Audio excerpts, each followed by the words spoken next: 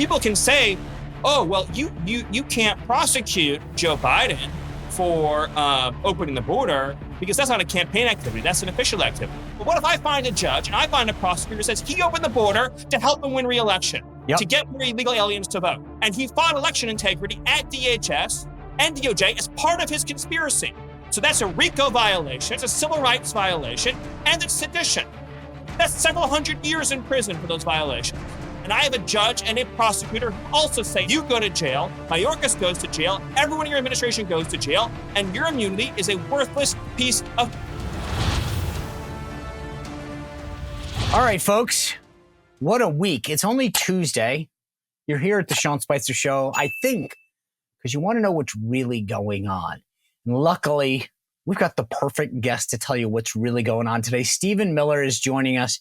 He served all 4 years of the Trump administration as a senior advisor to the president. He obviously led his efforts on immigration and this border bill.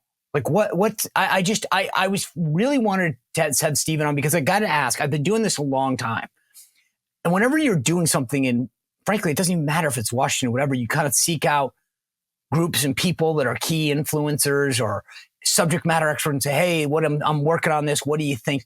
I wanted to know, did these guys ever bounce this off Stephen or any of these key people in the MAGA movement to be like, if we're going to talk immigration, I need to know what you think? Because isn't that what you want to know? Like, I would be thinking if I'm going to do an immigration or border bill, I might want to get Stephen Miller's take on this. I don't think I have to take everything he says. I don't have to have him agree with everything. But I want to know, is he going to come out and blast this? Is President Trump going to blast this?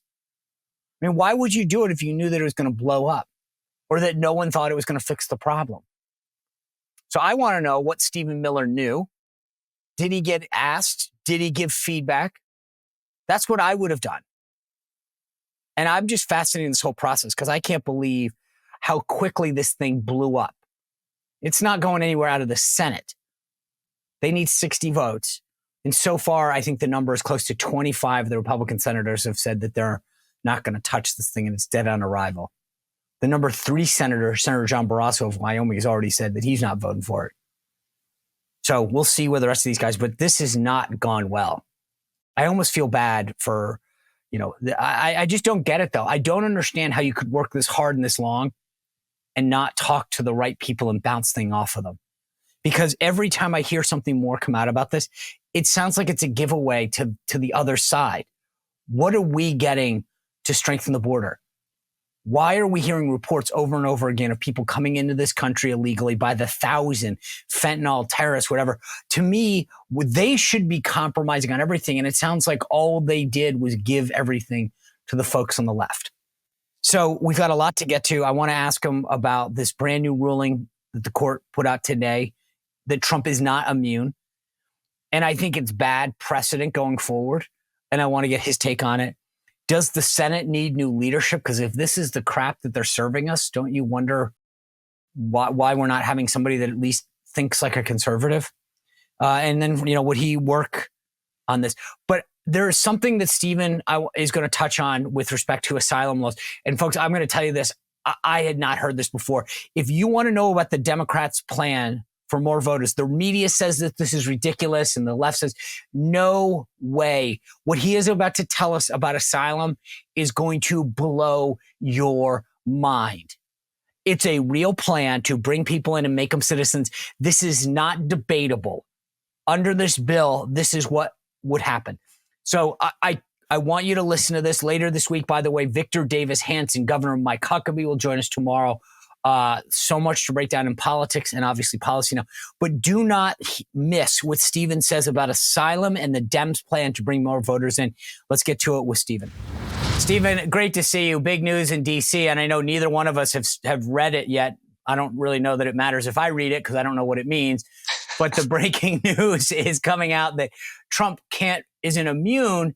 But what I don't get is I get that there's a difference between he can't necessarily commit murder, but there are certain acts that he would as president be immune from, as would anyone in their job, right? So, I mean, I assume the devil's in the detail with this ruling. Well, yes, as you mentioned, I haven't read it yet, but I can tell you right now that we've always understood this is going to go to the United States Supreme Court. The DC circuit, unfortunately, for a long time has been a very left-wing circuit. Just like as we've learned over the last 3 years, for those who haven't followed it, the DC courts overall are extremely left-wing, and including the district court judges. So it's not a surprise, it's a disappointment.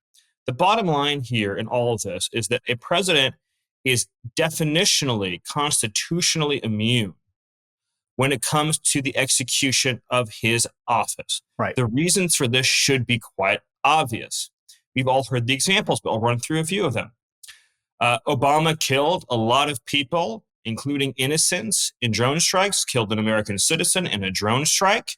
Why couldn't he be prosecuted for felony murder?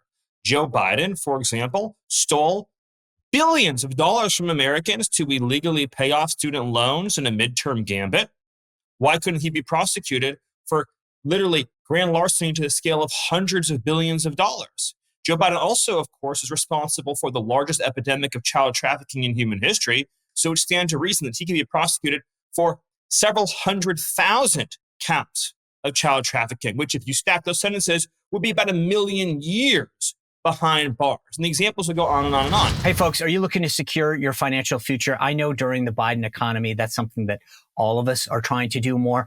I've added precious metals to my investment strategy. And the people that I trust to do that are the folks at Bishop Gold Group. Now, if you go to bishopgoldgroup.com/Sean, you can begin your journey as well with a special promotion. Or you can give them a call at 844-984-1616. These are the people that I picked up the phone. I called them. I walked through my particular situation. And we came up with a strategy. Now, maybe you have an IRA that you want to roll over. Maybe you just want to diversify your investments. But people at Bishop Gold Group are the people that I trust. Give them a call. Or go to the site, bishopgoldgroup.com/Sean. You get on the phone, you talk about your particular situation, and they'll help you come up with a strategy. Maybe you keep some of the gold with you. Maybe they do it for you, but you can work with them one-on-one to come up with a strategy that's good for you. So go to bishopgoldgroup.com/Sean to begin your journey to financial freedom through precious metals. Now, I'm not a lawyer. You guys run America First Legal, and that's why I was saying at the beginning, isn't the devil in the detail? Because what I have been told is that there's a difference between the actions you take as president, and you're absolutely right. I mean, a president orders military strikes, and they shouldn't be able to get sued because somebody was killed or weaponry was not used properly, right? We all get that. But at the same time, if Joe Biden or Barack Obama or Bill Clinton or George W. Bush or any president were to walk down the street and shoot somebody, that's not as a function of their job, and they could still be prosecuted for murder. Is that not? I mean, that's how I'm understanding this, and that the case, therefore, is saying what Trump did was acting as a candidate, not as a president. Right, but the absurd hypotheticals that have been brought up by the radical left, for example, what if a president just started ordering, assassinations of innocent people and things of that nature? Are deliberate deflections and obfuscations, because this it's not even in the same stadium, it's not in the same city, it's not in the same galaxy, it's not even in the same universe. And so it's actually an attempt to fog and cloud the debate. There's no reason to even entertain those hypotheticals. Because if you remember what we're talking about here, what we are talking about is the Electoral Count Act is a law passed by Congress, which stipulates and details the process and procedure for counting electoral votes and raising objections. And I would note, the people who wrote that law in the 19th century would not have created the process for raising objections if it was illegal to raise those objections. By definition, that process is a legal process. So before we even get to the question of immunity, you're talking about raising objections within the context of a law that was passed and has been on the books for over 100 years. Then the question that follows from that is it a duty of the federal government, if it believes that federal election laws have been violated or federal constitution has been violated, which, as you know, Sean, was the core issue at the heart of almost all of these objections, right? That states that engage in behavior that violated both federal election law as well as violated the U.S. Constitution and other examples of illegal behavior. By definition, it's the president's duty to take care of the laws be faithfully executed. who prosecutes voter fraud? The Department of Justice. Who runs the Department of Justice? The president. So if a Democrat says, we don't agree with the claims, we think this should have been handled differently, we don't think it should have been involved, those are all matters of opinion on their part. There's nothing to criminalize, right? So this would be the core example of exactly why the immunity exists, because this falls clearly, it's not even on the outer bounds. It falls smack in the dead center of the exercise of presidential duties. And again, if people disagree with it, then they have remedies that are non-criminal. For example, You can vote for somebody else. You can run a different candidate. You can raise awareness. You can start a C3 or a C4 or a super PAC. There's all kinds of remedies in our democratic system if you have a different view. This is very clearly, very straightforwardly an effort to criminalize political dissent. Specifically what they're trying to criminalize here, and we've seen this, Sean, now. We see it in Georgia. We see it in the federal cases. We see it with efforts to disbar conservative lawyers. What we see is an effort to criminalize any right of center criticism of the administration of our elections. And we are entering a very dark, brave new world where left-wing prosecutors can incarcerate Americans up to and including the president for raising objections. So while it would be interesting in a law school class to talk about some of these extremely outlandish hypotheticals, it's unnecessary. The Electoral Code is a federal law. Objections raised to it are a federal responsibility. Every congressperson raising objections was acting in their duties, and the president, by the exact same token, is acting in his duties. And so I hope and pray the Supreme Court sees wisdom here, or as President Trump has said, we will indeed enter a new world where presidents will be routinely indicted and prosecuted for all manner of conduct while they're in office, disabling the presidency permanently. All right, folks, if you've been watching the show for a while, you've heard me talk about my friend Leo Grillo. He rescued a Doberman years ago, and he named the dog Delta. Delta stands for dedication and everlasting love to animals. He took it a step further. He founded Delta Rescue, and if you go to deltarescue.org, you can see some of the amazing work that they do. Just check out those videos. Look at some of the things that they do and the research. It's amazing. It's a no-kill sanctuary. You notice I didn't say shelter. It's a sanctuary. Dogs, cats, horses, they all roam free. They get the nutrition and the care they need for life. That has been Leo's mission. But it doesn't stop there. Leo wants to make this an enduring mission. All of Delta Rescue runs on our contributions, $5, $10, $100, $1,000, whatever you can do. But Leo really wants to make sure that this outlasts even him. So if you go to deltarescue.org, you can check out not just the videos, but go to the estate planning kit and think about whether or not helping animals and ensuring that Delta Rescue lives on is part of your mission as well. Go to deltarescue.org, make a contribution, but then download that estate planning kit, deltarescue.org. Check it out now. What these folks on the left don't completely understand is that while they're going against Trump right now, they're hurting any future ability of someone of their party to act freely. And that's where I think that sometimes they're so short-sighted in their efforts to get Trump that they don't realize the long-term consequences that they're putting on our judicial system and on our democracy. But Stephen, you touched on something that wasn't where I wanted to go right away, because obviously I do want to get to the border, which is really your wheelhouse. But I get asked all the time, and I guarantee you do too, about the election. And one of the things that when I tell people is where I had the biggest problems were states like Pennsylvania, Wisconsin, that didn't follow the law. Their state constitutions, their voting regulations were clear about the uses of early voting, drop boxes, etc. And they just blatantly didn't follow it. And so what is being done either by America First Legal that you guys lead, or any other efforts that you're aware of to make sure, first and foremost, that these states, Nevada, Georgia, Arizona, Pennsylvania, Wisconsin, follow the laws and don't use some crazy excuse to switch the rules in the middle of the game? Yes. Well, first of all, this really underscores the preposterousness of the whole situation, as you mentioned. Multiple states using COVID as a pretext Yes. violated their own state election procedures And in so doing, also violated the constitutional requirement that state legislatures establish those procedures. In other words, the Secretary of State, just because they're a Democrat, doesn't get to say state law no longer applies, I'm making new rules. Multiple states, including Wisconsin, as an example, engage in black letter violations of state law. And so, again, there but also, I noted this on the show the other day. You guys at America First Legal, through your efforts, uncovered what the cybersecurity CISA at DHS, right? And I told people on the air, like, you guys posted that, and they knew that voting was safe, and they knew that calling people who raised concerns were spreading and purveyors of disinformation. But it was you guys that found that out. Correct. CISA, which is the cybersecurity division of DHS, CISA, they engaged in censorship of Americans who raised questions about mass mail voting, while knowing and documenting in writing that mass mail voting is not secure and has many, many security risks, which, of course, to the left is the feature, not the bug.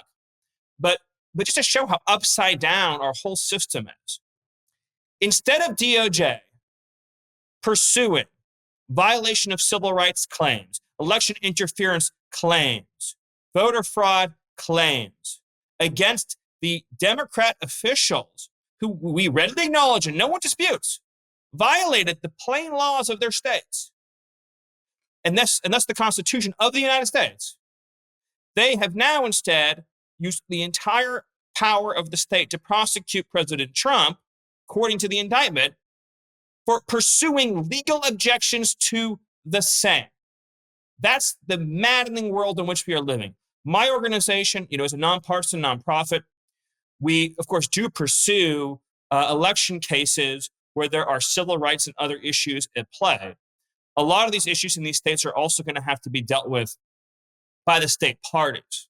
And it's really, in many cases, the injured party who's going to obviously have standing right away is going to be, the state GOP of Wisconsin, or the state GOP of Pennsylvania, or the candidates on the ballot. And it's really important, if you care about election integrity and election security, and we're going to keep, of course, exposing everything that we can within our ambit, but if you care about election integrity, it's important to understand that you really need to file election challenges as soon as you possibly can. And I would really encourage all of the people who care about that to talk to their local officials and make sure that that's happening. And again, we, within our nonpartisan mission, will do whatever we can to ensure safe and secure elections. I do want to say one more thing. I want to get to the border, but I do want to say one more thing on this. The whole point of having an immunity is so that when there is a disagreement, whether real or fake, it doesn't matter because there is an immunity. An immunity that only applies, Sean, when both sides agree isn't an immunity. Right. It is nothing. It means nothing. And so people can say, oh, well, you can't prosecute Joe Biden for opening the border because that's not a campaign activity. That's an official activity. Okay, well, what if I find a judge and I find a prosecutor who says he opened the border to help him win re-election, to get more illegal aliens to vote? And he fought election integrity at DHS and DOJ as part of his conspiracy. So that's a RICO violation, that's a civil rights violation, and it's sedition. That's several hundred years in prison for those violations. It doesn't matter if you say to me, oh, I think it's an official act. I'm saying to you, it's not. And I have a judge and a prosecutor who also say it's not. You go to jail, Mayorkas goes to jail, everyone in your administration goes to jail, and your immunity is a worthless piece of... So why don't we, look, here's my question, and I feel like I love this conversation, but it's so good. You're absolutely right, Stephen. First of all, I want to say this. The point that you made about documenting things at the polls, people have got to understand that if you say something, not just do something, but document it. Take a picture, write it down, because after the fact, I was at the RNC for 6 years, people would tell us a story. I'd be like, great, do you have a photo of it? Did you tell the guy? No, that doesn't do any good. You've got to document, and I can't underscore enough what you just said to folks.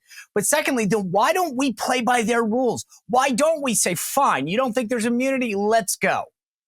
Well, because we are, to get philosophical for a second, the downfall of conservatives, and by extension, the Republic, is that we are so wed to a system that has long ago been turned against us. Yeah. We put our faith in the idea of independent prosecutors, independent juries, nonpartisan justice system. And so if we just continue to act like it's 1965, everything will sort itself out. That is a fantasy. The radical left has changed the rules of the game. They've put their people in every prosecutor's office. They have conditioned juries in places like New York City to convict anyone with an R next to their name. They have conditioned juries in D.C. to do the same. They have installed people on the courts. I mean, you've followed the judiciary for years. The people they put on the bench are wide-eyed communists. I mean, just lunatics they put on the bench. The people they put on the bench, you would not trust to mediate a preschool dispute between two children fighting over a toy, right? And these are people who have life and death power. So if we don't get real, to put it very bluntly, if you don't want them to put every Republican in jail for the rest of our lives for every official act they disagree with, you better start prosecuting Democrats. And here's the most important distinction of all. The things I listed, Sean, what they're doing are some of the most immoral and atrocious policy actions we've seen in our entire lives, like child trafficking.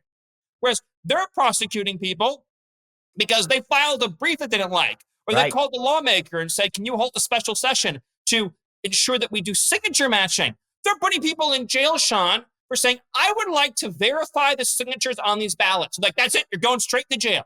That is the world we're living in now. Hey, guys. As a former White House press secretary and a graduate of the U.S. Naval War College, I spent a lot of time thinking through contingency planning. And there's nothing better that you can do for yourself and your family and your loved ones than getting the Patriot Power Generator 2000X. When something goes wrong, a natural disaster, some other thing that attacks our power grid, you will be prepared. The Patriot Generator 2000X is the perfect thing for your house, your family. You can plug in everything, a refrigerator. So if you have medical supplies or food, you will be prepared. All of those other tablets and computers, things that are helpful for you and your family, the Patriot Power Generator 2000X takes care of it. The best part about it is it's portable. You can bring it in your house. You can take it with you on a trip, run it out of your car at a campsite. It doesn't matter. Put it literally in your house and on the counter and power the fridge. You can do it. Plus, it operates off a solar panel, which comes free with your order. You will be prepared. No running to the gas station, no worrying about anything else. The Patriot Power Generator 2000X is your hedge against the inevitable. Go to 4patriots.com/Spicer to get yours now. Let's get to the border because we only have so much time, and this is why I wanted to getting my blood pressure too high, Sean, this early. I need to take it down. I'm going to get in trouble here. All right, so you were very, I have to clear this up because I don't know where you stand on the border. Let me lead people to read this quote from you. You called it one of the worst bills that we have seen in a long time. It's not tough, and it's only fair to smugglers and cartels who will continue to profit off the disaster Biden created. So it's unclear where you stand on this right here, and I'm hoping we can clear this up. So does that mean you're against it? Sean, I am surprised by little in Washington these days. I was actually stunned by how horrible this bill was. I mean, I've read a lot of immigration bills over the years. It's something of a pastime of mine, Sean. Yes, I'm aware. I've read, and I should underscore, just so we alluded to it earlier, I'm not myself an attorney. I run a legal nonprofit, but I've devoted years of my life to studying immigration, years and years of my life studying immigration and studying immigration bills. And this bill is spectacularly awful. I'll just give a couple quick examples, just a couple quick ones that will prove the point. Under current federal law, the way that you get asylum is you have to go through an immigration court procedure that's run by DOJ. And immigration judges, they're not the best in the world, but they're not the worst either. And they're pretty skeptical. They're pretty well trained in the main. And they understand that most of what they're hearing from aliens most of the time is BS. They have pretty low grant rates for asylum overall. The most radical lefties of lefties in the whole government are the asylum caseworkers at USCIS. So inside DHS, there's a branch called Citizenship and Immigration Services. They do a lot of things, but one of them is they interview illegal aliens to see if they get permission to go into the asylum system. That's all they do. They give you a green light, red light to get into the process of seeking asylum. This bill, and I'm sorry if this got a little bit technical, but this bill gives the commies inside DHS, who answer only to Mayorkas and nobody else, the power to look at an illegal alien, put their finger up in the air and say, you know what? You get asylum. It gives them the ability to instantly grant asylum to illegal aliens. No court. And most people don't know court. And most people don't know what asylum means because we only talk about the first part. We talk about the cheating. They say the magic words to get in. We don't talk about the second part. If you actually get asylum, you are on a expedited path to citizenship. 5 years from the date you get asylum, you'll be a U.S. citizen. Really? Very few people know that. Wow. So this bill is actually a Trojan horse to get illegal aliens asylum. And so the other 400 pages... Can I just one thing to clear up? I just want to make sure, because I've been saying this for a long time, that this is all a plan to get these people in. And we hear from the media and the left, that's a lie, that's a talking point, that's disinformation. Is there any dispute if I got one of those commies that you're talking about and said, Stephen Miller says that you people under this bill would be able to decide without a court or anyone else whether or not you got asylum and therefore 5 years from now you're a citizen? Does anybody dispute what you just said? No. Okay. No, they don't. I've not heard anyone dispute that. No, my point is that's not an interpretation. That's a fact. No, in fact, the on our X account, which is at America First Legal, we posted the exact portion, screenshot the exact. All right, let's put it up. We'll put it up. That says it in black on white letters. It's actually not ambiguous. Some of the bill is hard to understand. That actual paragraph where it says the asylum officer can approve a final asylum grant is pretty straightforward. And this has been, and I know because I follow these things, this has been one of the top demands from the open borders crowd for a long time. This isn't come out of thin air. So when we read it, we weren't like, oh, I wonder who thought of this idea. It was more, oh, I can't believe they put in the thing they've been wanting to do for so long. So can I just look? This is the thing that I was thinking of as I was getting ready to sit down with you. If I am Jim Lankford or the Republican staff, and I know that this has been a big issue for Stephen Miller, and I know that this is a huge issue for President Trump, like any other interest group or outside people, I would pick up the phone, right? And I'd say, hey, Stephen, this is where we are at the bill. I wanted to bounce this off you. What do you think? Right? I mean, we've all done this in our lives because you want to go out and find out the leaders in the field. And you say, hey, just how do you, what's your, I want to take your temperature on this. Did you ever at any point have any outreach from the crafters of this to say, or do you know if President Trump did? Because it doesn't sound, I mean, Lankford doesn't sound like he talked to Trump, but I would have called you and just said, Stephen, I'm not asking for your blessing, but I need to know what you think of X, Y, and Z in this bill. Well, actually, Senator Lankford, I think, reached out to a number of groups. And I know he did, in fact, reach out to ours. But that's different, Sean, from actually sharing, which is what they do on the Democrat side, actually sharing the text of these controversial provisions and saying, what will this do and what won't it do? I think the whole shock here for everybody was that when we were having a public conversation about this emergency break in the bill, unbeknownst to everybody, the bill contained hundreds of pages of giveaways to illegal aliens, illegal alien lobbies, illegal alien lawyers, and to Biden and Mayorkas. And that's why the reaction to it was so vociferous. It's that we were having this narrow little conversation. The whole public was having this narrow little conversation about this emergency break, and should it be 5,000 or 4,000, or obviously we would like it to be zero. And unbeknownst to the whole country, but the people working on this bill, it was actually, as I mentioned, a Trojan horse for every single Democrat immigration wish list, all stuffed into it, that in every single way would make the border crisis worse, not just now, but forever. And I gave one example, but just as one other quick one, is that it completely guts the now famous statute, Title 42. And so the Title 42 statute is far, far superior to its rewrite in this bill. It would actually vastly eliminate the discretion a future president like President Trump would have to expel illegal aliens. And there's example after example after example like that in the bill. So I don't think this is an issue of did the Republican authors pick up the phone and call groups. I think the issue is that there were 99% of this bill that was kept a secret from everybody that resulted in the single worst rollout of an immigration bill in the history of the country. Like, I've never seen in my life a bill go out, and within 10 minutes, people open it up and be like, holy crap, every page of this is a flaming pile of garbage. But that's what, see, I should have probably clarified. There's a difference between reaching out and just say, hey, give us your input. But no one bounced this stuff off you because the response, as you put it accurately, was resoundingly rejecting of it. And yet I can't understand how you could think you could craft a bill like this without bouncing it off the key players and saying, hey, this is what we think we're going with. How are you going to anybody some of the language we're talking about? I mean, and there's in pages of it, but just the examples we talked about, someone has shown that to anybody. Anybody, not even in where I am on immigration, anybody even just sort of in like a little bit to the center of the issue. Anybody just not on the left would have looked at any of that language and said it's a non-starter. So is it worse to keep the current system in place and hope for a President Trump win, or pass this bill and according to some Republicans, make it a little bit better? Or is it that bad? Worse. Is it that bad? Bad? Much worse than current law. Okay. I would say without even a trace of hesitation. But let me ask you this. This is what I found surprising is Brandon Judd, who I've always thought was a hardcore on the border.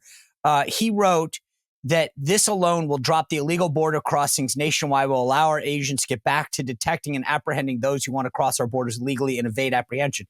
So this is the Border Patrol Union, which was highly supportive of President Trump. And I've always thought these guys were hardcore.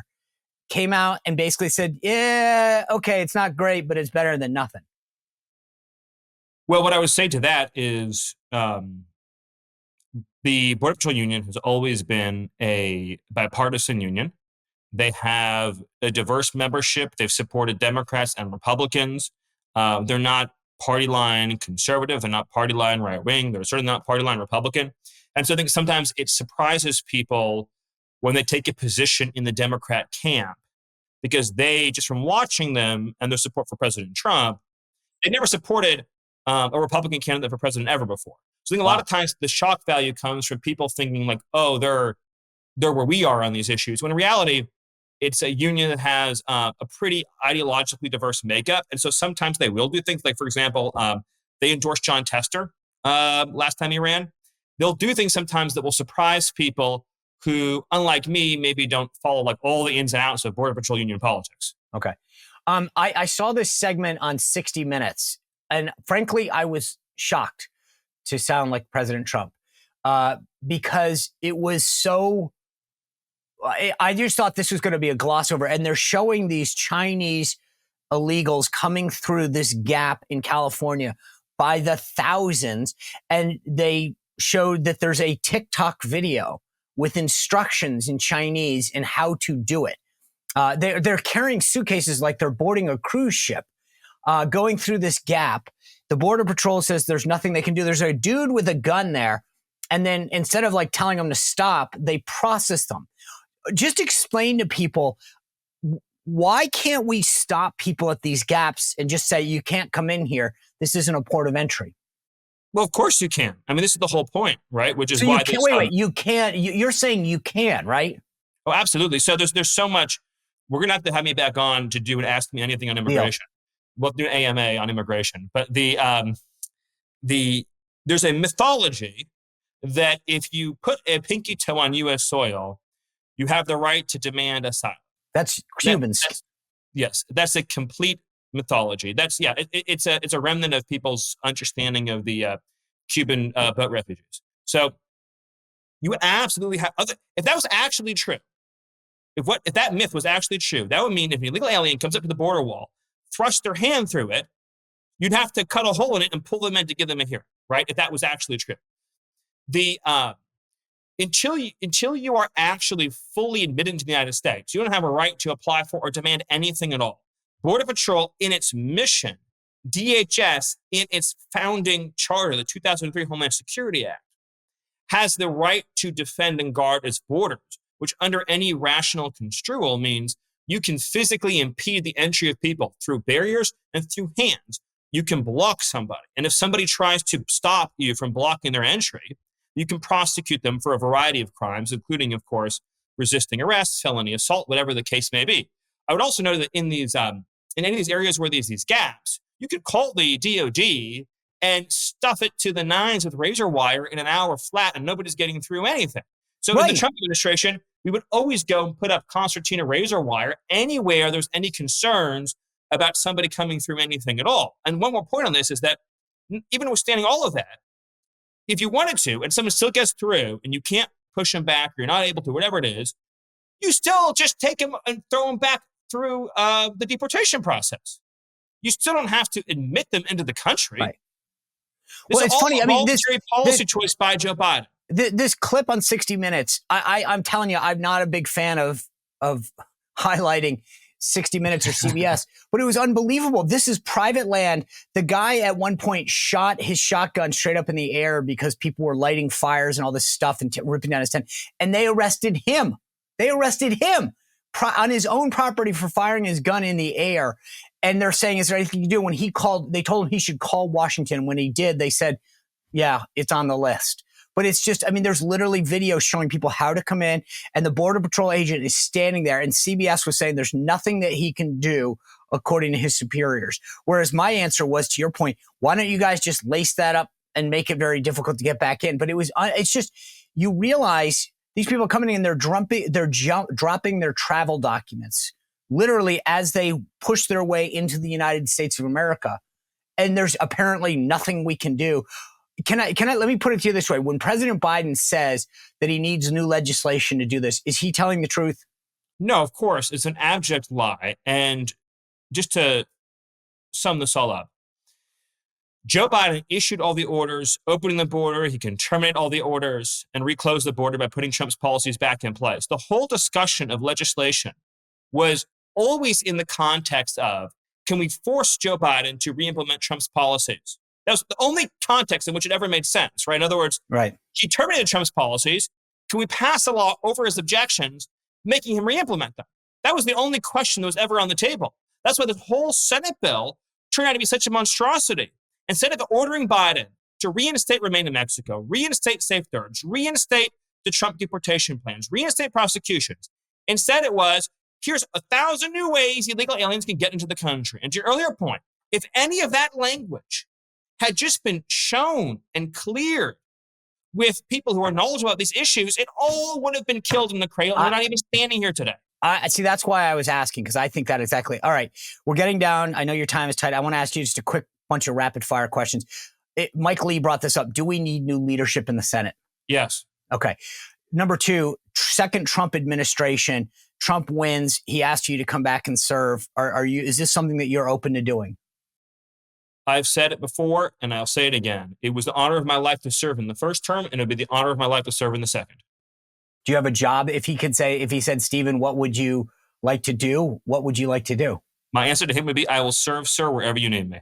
Well, he says, Stephen, you know this better than I do. What's the best? He wouldn't say it that way, Sean. I know that. If he asked me to serve, I would serve in whatever position he felt would be most useful to achieving his objectives. It would be my profound privilege to do so. So what if he calls you right now and says, hey, before I get there, I'm trying to figure out who to be the vice president. What do you think? Kellyanne Conway says it should be a person of color. President Trump will pick the most qualified person for the job, and he will have exceptional judgment of who that should be. I do think that Sean Spicer should be on the short list, but we'll see. I'm 5'6", so I'm on the short list. I'm just not on his short list. There's a big difference which short list you're getting to. Last question I'll ask you is, the president over the weekend, you were a critical part of that 2015-16 campaign. The president this weekend said that he thinks there'll be changes needed at the RNC. What do you think needs to get done there? So I didn't ask him, so I haven't been briefed on exactly what he was thinking, but I would assume a big part of that, at least, has to be matching and ultimately exceeding the Democrats' ballot harvesting operation.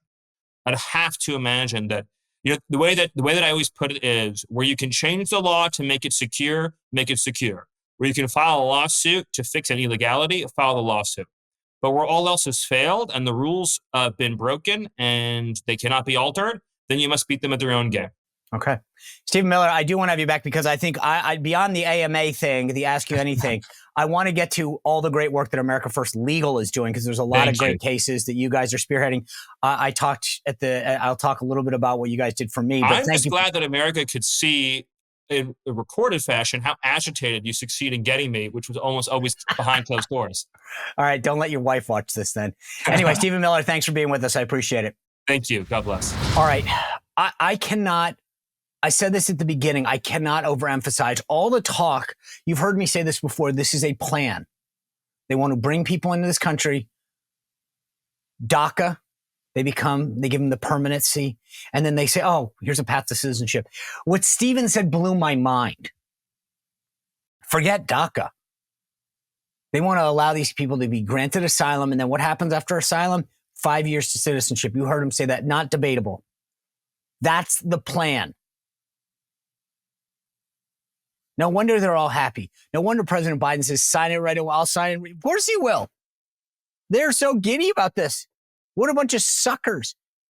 You know, the media loves to say Republicans are against this because President Trump said so and because it's an election. No. Let's just stop. We're against it because it sucks. It sucks. It will hurt our country. It will give them a permanent majority. There's no border anymore. Watch this tape from 60 Minutes that I referenced. Literally, thousands are pouring in, and even 60 Minutes. This is not our friend.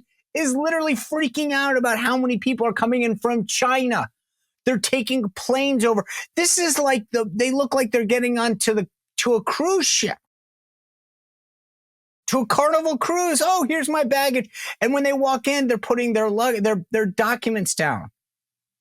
This is a joke. After 9/11, we said we'd never forget, and this is how we act, letting people just walk through the border, willy-nilly, carting their bag like they're going on vacation. People are bringing in fentanyl. They're trafficking people. I don't care what you care about. Do you care about children and women? Because then you should care about a secure border. Do you care about drugs coming into the country? Because then you should care. Do you care about safety and security? Because then you should care. There's no reason. If you are the biggest leftist, humanitarian, human rights person, then you should care about not having a secure border. They're not going through ports of entry. This is illegal. This asylum thing is a joke and a talking point on the left. We have ports of entry and we have laws and processes. You don't just get to come in where you want, when you want, because a TikTok app showed you how to do it, or a video on TikTok. What a joke. Don't let Dems tell you they care about this. Did you see the video of the dude in New York giving the finger after he beat up cops? And what does the DA, Alvin Bragg, say? Oh, I couldn't do anything. The mayor there complains. These guys created this problem. They declared themselves sanctuary cities, and then they wanted to defund the police. And they want to know why these cities are what they are and why millions of people. New York City is giving people homes in these hotels, 3 squares a day. Millions of dollars in gift cards and phones. What the heck's going on? By the way, I did mention to Stephen, it was a shame, and I hope to have him back again, because the work that America First Legal is doing is fantastic. When I was removed from the U.S. Naval Academy Board, it was America First Legal that stepped up and said, we will take your case and sue the Biden administration because this is wrong. And if you go to their website, America First Legal, you'll see all of the cases that they're doing. It's amazing work, because if we don't fight back, then this is what happens. And here's the thing. When Biden decided to remove me and everyone else that Trump appointed to these things for the first time in history, it was America First Legal that stepped up and said, we'll take that case. Because if they don't fight back, they win. That's what we need to remember. If you don't fight back, they win. And we've got to start doing that more. As I said, tomorrow, Governor Mike Huckabee is on the show. Victor Davis Hanson will be here later in the week. And we've got an amazing panel coming your way on Thursday. So obviously, please subscribe, hit that notification button, go to Apple and Spotify. Make sure you're subscribing to the show. It's so helpful to this effort, to our sponsors, to our growth, to subscribe, hit the notification button. Feel free to text me, 571-441-4991. And obviously, join that VIP group, SeanSpicerShow.com/VIP. We do weekly chats, send you exclusive content. Thanks for everything that you do, all your support of the show. We'll see you back here tomorrow on The Sean Spicer Show. Well, if you enjoyed this content, make sure to like this video, subscribe, and click the notification bell to get more.